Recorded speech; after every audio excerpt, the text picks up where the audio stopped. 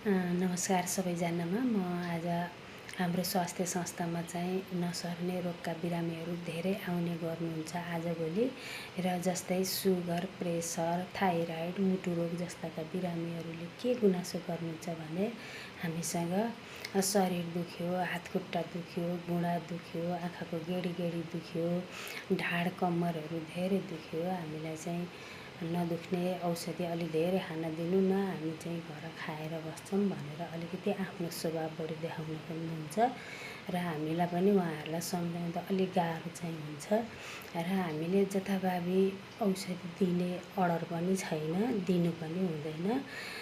जब नसर्ने रोगका बिरामीहरूले चाहिँ डक्टरको फलोअपमा चाहिँ गइराख्नुपर्छ, र डक्टरको सल्लाह अनुसार नै उहाँहरूले चाहिँ नदुख्ने पेनकिलरका औषधिहरू खाने बानी बसाल्नुपर्छ।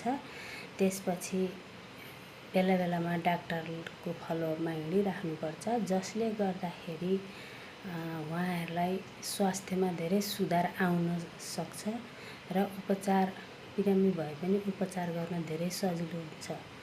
जथाभावी हामीहरूले नदुख्ने खालका औषधिहरू खान दियौँ भनेर उहाँहरूले खानुभयो भनेदेखि शरीरका ठुला ठुला अङ्गहरू, किडनी, मुटु हैन, जस्तै पेट र कलेजोमा धेरै समस्या पर्न जान्छ, र उपचार गर्दा पनि गाह्रो हुन्छ।